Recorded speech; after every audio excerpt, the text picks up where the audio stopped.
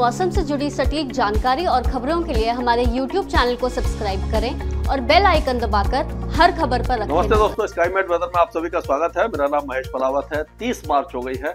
आप सभी देशवासियों को जो नवरात्र की पहली नवरात्रि की बहुत बहुत शुभकामनाएं। आज से नवरात्र शुरू हो रही है और अगले कुछ दिनों तक कैसा मौसम रहेगा इसके बारे में तो हम बात करेंगे। और इससे पहले एक और बात कर लेते हैं कि आपने देखा होगा कि सुना होगा और टीवी वगैरह में देखा होगा कि ये म्यांमार में एक बहुत बड़ा भूकंप आया था जो आपको 28 तारीख को देखा था कि 7.7 रिक्टर स्केल पर उसकी इंटेंसिटी थी और उसका असर बैंकॉक पर भी काफी पड़ा क्योंकि म्यांमार के एकदम साथ में थाईलैंड है।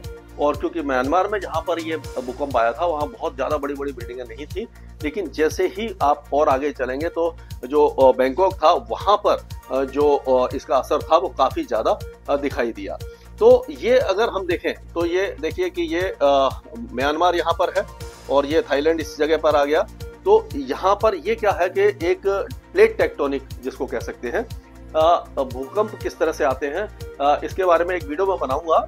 तो इसको प्लेट टेक्टोनिक के हिसाब से समझा जा सकता है। जैसे ये आपने देखा कि पूरा विश्व का नक्शा अगर आप देखते हैं, ये भारत है, यहाँ पर ये भूखंड है, ये जमीन दिखाई दे रही है, यहाँ पर समुद्र दिखाई दे रहा है, बंगाल की खाड़ी है, अरब सागर है, नीचे हिंद महासागर है। लेकिन ये जो सागर और भूखंड है ये सतह पर है, यानी पृथ्वी की सतह पर है। लेकिन पृथ्वी के अंदर क्योंकि ये सैकड़ों किलोमीटर गहरी मतलब इसका जो वो है ये कह सकते हैं कि रेडियस है बहुत ज्यादा बड़ा है। तो ये जो आप सतह पर देख रहे हैं उस तरह का स्ट्रक्चर अंदर देखेंगे। लिथोस्फीयर जहां पर है उसके नीचे, लिथोस्फीयर क्या है कि एक तरह से मोल्टन स्टेट में पिघले हुए उसमें स्थिति में वो धरती के अंदर का स्ट्रक्चर है। तो उसके ऊपर भूखंड यानी बहुत बड़े बड़े भूखंड तैर रहे हैं जो 9 बड़ी प्लेटें, प्लेट कह सकते हैं उसको या टुकड़े कह सकते हैं, वो तैर रहे हैं। एक है इंडियन प्लेट, ये जो इंडिया का नक्शा है इस तरह का एक इंडिया का एक वो प्लेट है और यहाँ से लेकर के हिंदुकुश से लेकर के ये पूरा और यहाँ से ये पूर्वोत्तर राज्यों से लेकर के म्यांमार और थाईलैंड यहाँ से नीचे तक जाते हैं। तो ये पूरा यूरेशियन, यूरोप और एशिया की एक बहुत बड़ी प्लेट है। तो ये दोनों जो प्लेटें हैं यानी टुकड़े हैं वो आपस में एक दूसरे के विपरीत चल रहे हैं।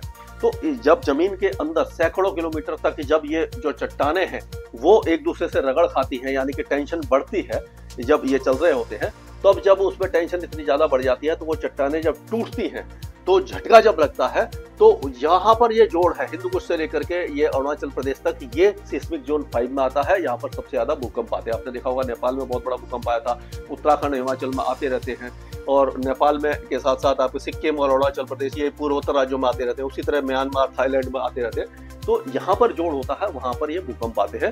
और जो 6.4 था यानी 7 से ज्यादा ऊपर का भूकंप बहुत ज्यादा खतरनाक होता है और इसीलिए बैंकॉक में बहुत सारी इमारतें गिरी और बहुत सारे लोगों की जान गई।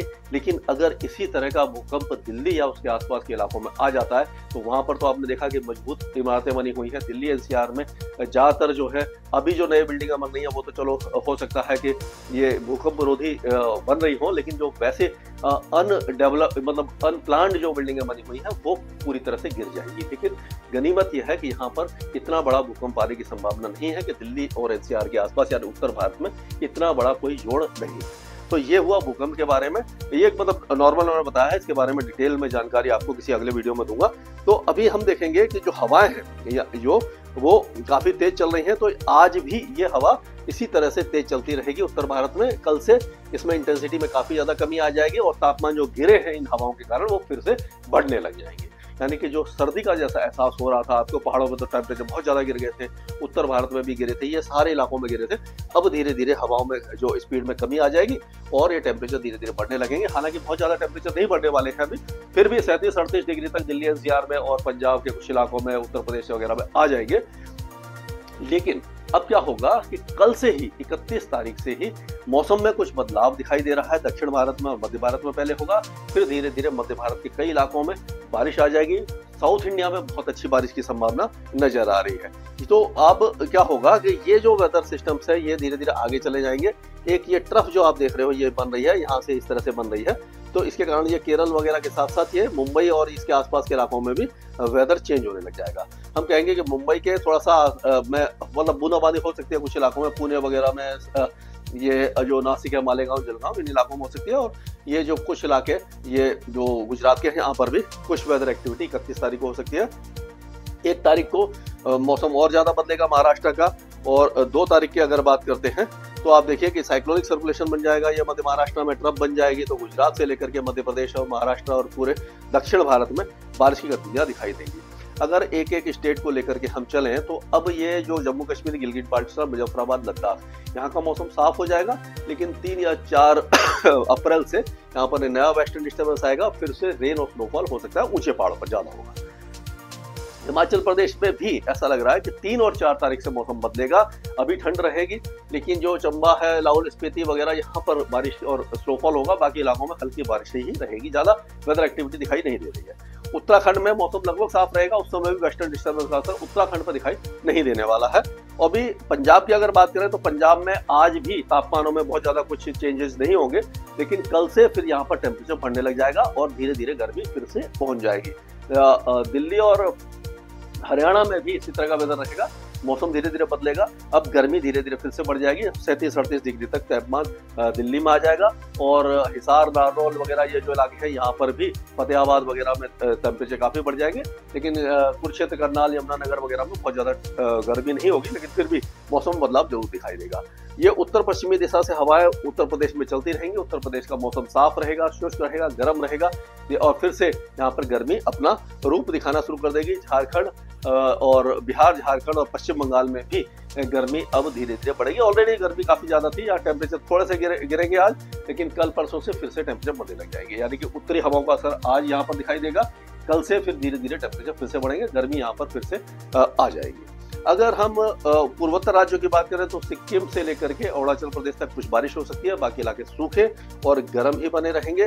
राजस्थान की अगर हम बात करते हैं तो राजस्थान में भी अब टेम्परेचर 2 दिनों के बाद यानी कल से टेम्परेचर बढ़ना शुरू हो जाएंगे और फिर धीरे धीरे गर्मी आ जाएगी। 40 डिग्री का आंकड़ा कुछ दिनों में फिर से ये छू सकता है। लेकिन एक बात यहाँ पर नजर ये आ रही है कि 2 तारीख के आसपास ऐसा लग रहा है कि जो डूंगरपुर, बांसवाड़ा, प्रतापगढ़, उदयपुर, चित्तौड़गढ़, कोटा, बूंदी, बारा, भीलवाड़ा, राजसमंद, इन इलाकों में कुछ मौसमी गतिविधि हो सकती है, हल्की फुल्की बारिश की संभावना नजर आ रही है। उस समय आप ध्यान रखिए, फसल की अगर कटाई है तो उसमें कुछ व्यवधान आ सकता है।